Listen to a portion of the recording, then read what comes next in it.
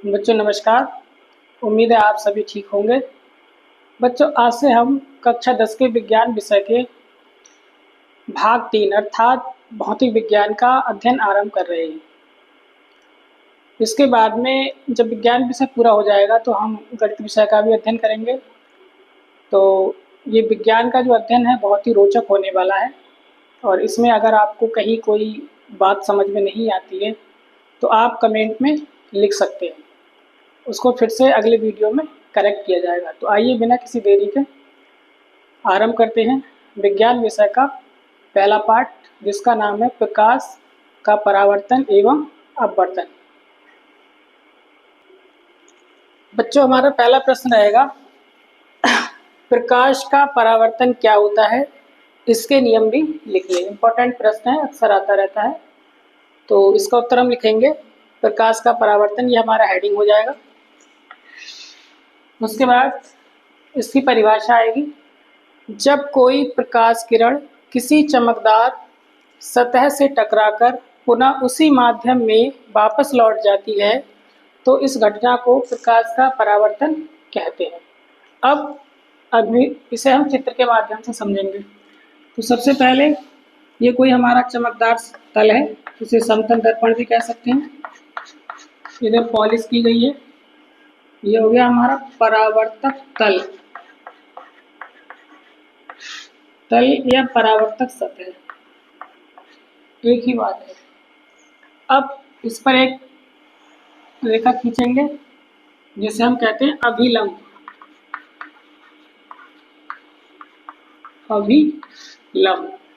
उसके बाद एक प्रकाश किरण आएगी इस बिंदु पर,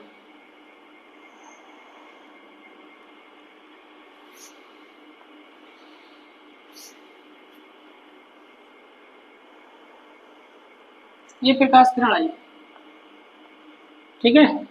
इस किरण को हम कहेंगे आपतित किरण। आपतित किरण और परावर्तन के बाद ही इधर को वापस चली जाएगी, तो हम इसे कहेंगे परावर्तित किरण।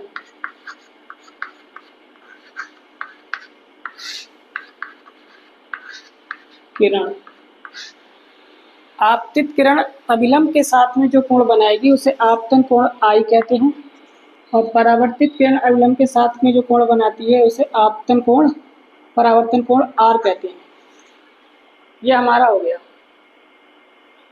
प्रकाश का परावर्तन। उम्मीद है आपको समझ में आ गया होगा, और समझ में नहीं आया हो तो कमेंट में लिख देना, दोबारा समझा देंगे। अगला टॉपिक है हमारा परावर्तन के नियम। बच्चों अब आते हैं हमारे परावर्तन के नियम। तो पहला नियम है आपतित किरण, ये वाली किरण, परावर्तित किरण, ये किरण, तथा आपतन बिंदु पर अभिलंब, ये अभिलंब, आपतन बिंदु ये वाला है। ये तीनों एक ही तल पे हैं। देखिए आप तीनों एक ही पॉइंट पर आकर मिल रहे हैं, आपतित किरण, परावर्तित किरण तथा आपतन बिंदु पर अभिलंब। यही हमारा पहला नियम है। दूसरा नियम है आपतन कोण, यानी कि ये वाला, और आपतन कोण सदैव परावर्तन कोण के बराबर होता है, अर्थात ये I बराबर होता है R। यही हमने लिख दिया है I बराबर R। तो ये परावर्तन के नियम हो गए। इस तरह से टॉपिक आपका कवर हो गया। इससे संबंधित 2 नंबर का प्रश्न अक्सर आता रहता है। तो उसके बाद हम अगले टॉपिक की तरफ चलेंगे। तो इसका ना बीच बीच में स्क्रीनशॉट ले लेना आप चाहे तो, और नहीं तो वीडियो पॉज करके नोट कर लेना। बच्चों प्रश्न नंबर 2 है, प्रतिबिंब किसे कहते हैं, वास्तविक तथा आभासी प्रतिबिंब में अंतर स्पष्ट कीजिए।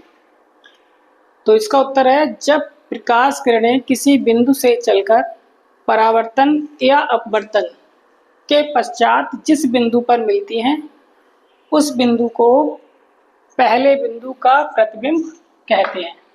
यानी कि जैसे कोई प्रकाश किरण है, ये चल रही हैं आपकी, ये आगे जाके जहाँ पर भी मिलेंगी उस बिंदु को, यानी कि इस बिंदु को, इस जो भी बिंदु था स्टार्टिंग में, इसका आपको प्रतिबिंब कहते हैं। ये आगे हम डिटेल में समझाएंगे सब। तो अभी आप केवल इसकी परिभाषा याद रखेंगे। फिर आता है प्रतिबिंब के प्रकार। प्रतिबिंब 2 प्रकार के होते हैं, वास्तविक प्रतिबिंब और आभासी प्रतिबिंब।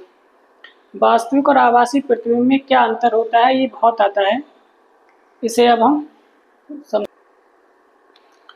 बच्चों अगला है वास्तविक तथा आभासी प्रतिबिंब में अंतर। ये आपको याद रखने बहुत ही इंपॉर्टेंट है। कोई प्रश्न अगर आएगा प्रतिबिंब से संबंधित तो यहीं से आएगा।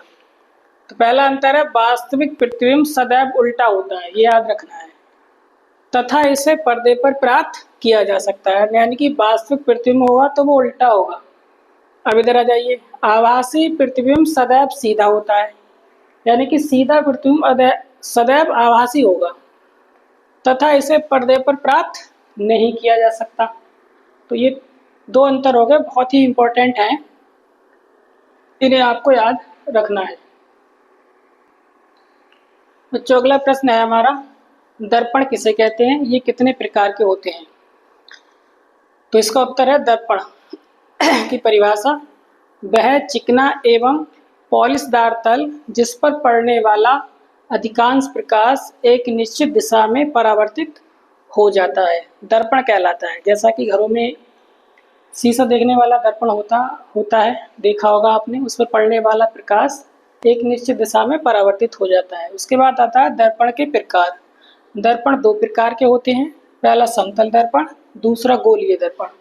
गोलीय दर्पण भी दो प्रकार के होते हैं, एक होते हैं अवतल दर्पण, दूसरे होते हैं उत्तल दर्पण। तो इसके बारे में हम डिटेल में आगे पढ़ेंगे। इसका आप चाहें तो स्क्रीनशॉट ले लें और बीच बीच में वीडियो को पॉज करके नोट भी कर सकते हैं। बच्चों आगे आती है समतल दर्पण। तो समतल दर्पण की पहली परिभाषा है, जब कांच की एक समतल प्लेट की एक सतह पर पॉलिश कर दी जाती है तो उसे हम समतल दर्पण कहते हैं। दूसरी सतह परावर्तक तल का कार्य करती है। ये कोई कांच की प्लेट है, इसकी एक सतह पर पॉलिश कर दी है और इसकी ये वाली जो सतह है ये परावर्तक तल का कार्य करेगी, परावर्तक तल। फिर आता है कि समतल दर्पण से पड़ने वाले प्रतिबिंब की क्या विशेषताएं होंगी। तो इसकी जो इम्पोर्टेंट विशेषताएं हैं वही मैंने लिखी हैं। इस दर्पण से जो प्रतिबिंब बनेगा उसकी पहली विशेषता है प्रतिबिंब सदैव सीधा होगा, और सीधा होगा तो आभासी भी होगा। दूसरा है कि प्रतिबिंब का जो आकार है वो वस्तु के आकार का होता है। प्रतिबिंब हमेशा वस्तु के आकार के बराबर होता है, जितनी बड़ी वस्तु होगी उतना बड़ा प्रतिबिंब होगा। तो आगे हम चलते हैं गोलीय दर्पण की तरफ।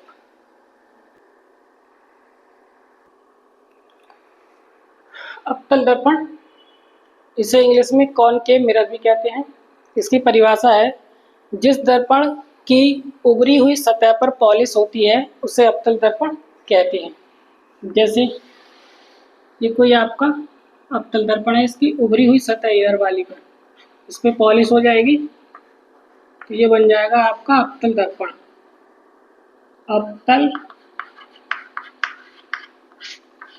दर्पण, इधर वाला भाग इसका परावर्तक तल का कार्य करता है तो इसे कहते हैं परावर्तक तल।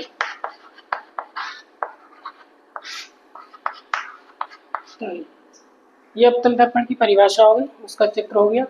उसके बाद नेक्स्ट हेडिंग आएगा उत्तल दर्पण, इसे आप नोट कर लें।